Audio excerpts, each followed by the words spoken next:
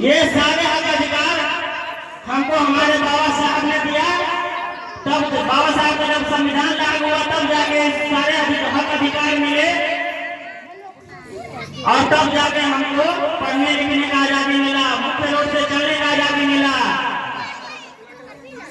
जहां तहां मतलब यहाँ तक कि थूकने का भी आजादी मिला।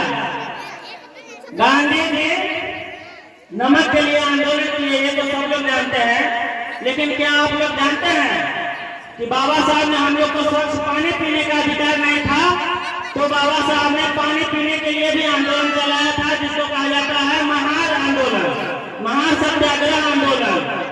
यानी बाबा साहब ने हम लोग को पानी पीने का भी अधिकार दिया। तो समझिए कि हम लोग का असली भगवान कौन हुआ? बाबा साहब हुआ ना। आज तक कोई आपको असली भगवान से अवगत नहीं कराया होगा, लेकिन आज मैं आपको असली भगवान से अवगत कराऊंगा। यहाँ पढ़े लिखे नौजवान यानी नौजवान और हमारे गार्जियन लोग हैं, भगवान में 5 शब्द होता है। भ, ग, व, एगो आकार होता है, उसके बाद ना होता है। 5 शब्द से भगवान बना है। तो भ से एक ऐसा चीज बताना है जिसके बिना हम लोग नहीं रह सकते हैं। कहने का मतलब है भ से भोजन होता है या भूमि होता है, जिसके बिना हम लोग एक क्षण नहीं रह सकते हैं। मेरा असली भगवान वो हुआ। दूसरा, ग से ऐसा चीज बताइए जिसके बिना हम एक क्षण एक मिनट में नहीं रह सकते हैं। तो ग से होता है गगन, जिसको आकाश भी कहते हैं, वो मेरा भगवान हुआ। वो से ऐसा चीज बताइए जिसके बिना एक क्षण हम लोग नहीं रह सकते हैं। तो वो से होता है वायु, जिस वायु में हम लोग सांस लेते हैं, वो हुआ मेरा भगवान। उसके बाद अ से अग्नि होता है, जिसको ठंडी में भी जरूरत है और गर्मी में भी जरूरत है, वो हुआ भगवान। उसके बाद न से नील होता है, जिसको जल भी कहते हैं पानी भी कहते हैं, जिसको किसी भी जीव जंतु या मनुष्य के लिए एकदम अति आवश्यक होता है, ये हुआ हमारा भगवान। कहने का मतलब है कि इस 5 शब्द को एक शब्द में अगर हम कहेंगे तो प्राकृतिक ही हमारा भगवान है, न कि माटी या गिट्टी या सीमेंट का बनाया मूर्ति हमारा भगवान नहीं है। हमारा भगवान है ये प्रकृति, और इससे ऊपर भी हमारा भगवान है जो है माता पिता।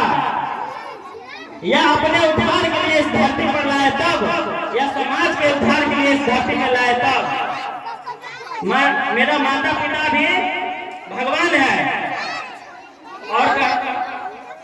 और कहीं न कहीं मम्मी पापा को भी दोष देंगे, माता पिता को भी दोष देंगे।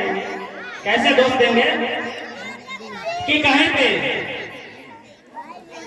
अगर दुर्गा जी का मूर्ति हुआ या हनुमान जी का मूर्ति हुआ, तो लोग कहें अपने बच्चे को सिखाते हैं कि बउआ गोर लग लो, हनुमान जी का मूर्ति है, गोर लग लो, दुर्गा जी का मूर्ति है। लेकिन ये कभी नहीं सिखाते हैं कि हम तुम्हारे लिए क्या किए हैं, हम तुमको जन्म दिया है, हम तुम्हारा भगवान है, हमको सोच के उठो, उसके बाद हमको प्रणाम करो। ये कभी नहीं सिखाते हैं। कहीं न कहीं अंधविश्वास में अगर हमारा बच्चा जा रहा है तो हमारे मम्मी पापा का भी, माता पिता का भी देन है। हम तमाम माता पिता से आग्रह करते हैं कि आप लोग अपने बच्चे को अंधविश्वास में मत फंसाइए। आप फंस गए हैं, अपने आप फंस गए हैं, ठीक है, आप अपने आप को भी निकालने की कोशिश कीजिए और अपने बच्चे को भी अंधविश्वास में नहीं फंसाइए। हमारे बगल में आसमानपुर गांव है। अंधविश्वास में फंसने का कितना बड़ा नुकसान होता है वो हम आपको बता रहे हैं। बगल में असमा एक गांव है जिसको आसमानपुर से कहते हैं। ये सरस्वती जी के पूजा में वो भसान में वो लड़का गया था और दिल्ली से आया था, भसान में वो लड़का गया था, उसको तैरने नहीं आता, वो डूब रहा था। एक बार तो वहां के जितने बच्चे थे तो मूर्ति विसर्जन रहे थे, उसको एक बार तो निकाल दिए। फिर वो बच्चा नहाने के क्रम में फिर वो नदी में गया और वो नदी में उस बार गया, दोबारा जब नदी में गया तो वो निकल नहीं पाया, यानी डूब गया। जब तक वो ढूंढता ढूंढता तो तब तक उसमें डूब चुका था। अब बताइए कितना बड़ा नुकसान है अंधविश्वास में फंसने का, आप लोग खुद विचार कीजिए। अगर वो अंधविश्वास में नहीं फंसता तो वो मूर्ति विसर्जन में नहीं जाता, और मूर्ति विसर्जन में नहीं जाता तो वो लड़का नहीं डूबता। तो बताइए आप लोग कि अंधविश्वास में फंसने का कितना बड़ा नुकसान है। हम लोग किसी भी पूजा पाठ में विश्वास नहीं करते हैं, हम लोग कर्म में विश्वास करते हैं। आप लोग देखते ही गाड़ी के पीछे लिखा रहता है या गाड़ी के कभी कभी आगे भी लिखा रहता है कि कर्म ही पूजा है, यानी कर्म से ही हम लोग को सफलता मिलेगा, धर्म से हम लोग को सफलता नहीं मिलेगा।